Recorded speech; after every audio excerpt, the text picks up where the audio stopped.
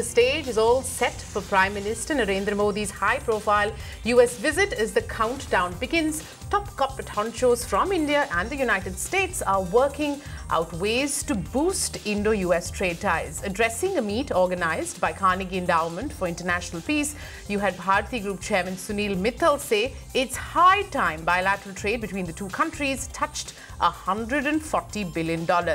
Complementing Modi's resolve to fast-track reforms, Tata Group Chairman Cyrus Mistry says the government has done the right thing by unleashing competition among states to attract investment. Well, India Inc. says the country is perfectly poised to cash in on the China slowdown.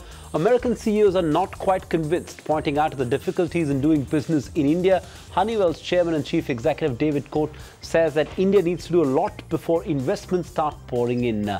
Michael Burke, chairman of infrastructure support firm AECOM, says smaller companies are sweating it out to deal with Indian complexities. The countdown to PM Modi's all-important US visit. That's our top story on Business Tonight.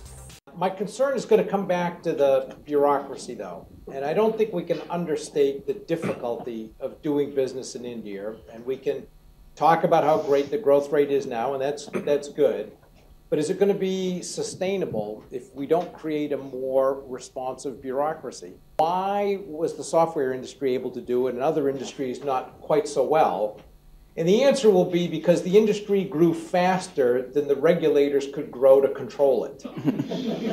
And I don't think we should lose sight of that. How do we make real progress there? And can you use us as an excuse to get it done in India? Exactly. Well, you know, in all fairness, I think we are beginning to see that bureaucracy is becoming very receptive and responsive to various requests and asks from industry. At least I'm seeing that happen. So I think there are a lot of positives going in that direction, but like everyone said, it has to be implemented expeditiously. I think if you talk about great ideas and if you talk about all the things happening, moving in the right direction, that's one thing. But we want to see it implemented sooner than later. And I think that's what it's all about. That's encouraging. Sunil, do you share the sense of movement? Paperwork reduction, taking discretion away is one side. The other side, PM is exhorting the bureaucracy to start being more pragmatic, being more supportive of the industry. And last but not the least, large parts of this now are with the state. There are many state governments which are inviting you, like your governors in the US, they'll give you land, they'll give you electricity, they'll give you concessions, and it's starting to happen state by state. Last week, the World Bank's report on ranking for the states came out for the first time ever. And every state which is on the other end of the table, which is the lower side, are all saying we are going to do something by the next year so that we can really try to jump up. So I think a lot of action is happening. We must, therefore, pick that part of it and celebrate the positive side. And hopefully that will ensure that we prevail over the negative side. That's a very interesting comment about the states, because sometimes American companies have had a view that the states and the federal government point at each other and it's almost a shared bureaucracy designed to make it frustrating for you. But you're describing a different dynamic where the states now feel empowered to set the standard. That's very different. Cyrus, you've had your brushes with the bureaucracy in India. What are some of your comments?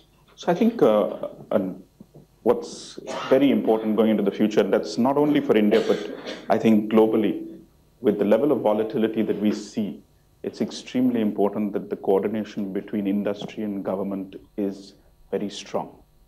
And the ability to work nimbly together with trust as a factor and to be able to influence appropriate policy frameworks because of technology moving significantly is going to be very important. And I think the idea is, how do we create those institutional frameworks to actually work together? We've done this enough in the past to know that we can get a group of CEOs together, we can make all kinds of recommendations, but it's the governments that actually have to do something. And if we can get some kind of joint management operating system where they hold themselves accountable, they have goals, there's things that need to get done, I think we stand a real chance of moving the bureaucracies in both countries to really make a difference? One of the areas that certainly in our industry we've had quite a bit of challenges is around dispute resolution. And so when I think of bureaucracy in that context, it's bureaucracy within the judicial system. And if we are going to focus on the improvement of the urban environment, smart cities, infrastructure, the disputes that inevitably arise in the context of construction is just a way of doing business. And so a lot of times in the past, India sort of enjoyed bureaucratic interpretation as a way to kind of get the system to work. And I think I think for most people, from the U.S. perspective, it's that clarity and certainty that they look for as opposed to that bureaucratic interpretation that scares them off. And so I think the more that they can migrate things to a place where there's clarity, tax is sort of the classic example. I think the example Sunil was giving is exactly, there's probably no U.S. company that does business there that hasn't experienced some form of a tax inquiry multiple times. And that's the kind of thing that kind of saps the strength of an organization that's sort of looking to make bigger and broader commitments.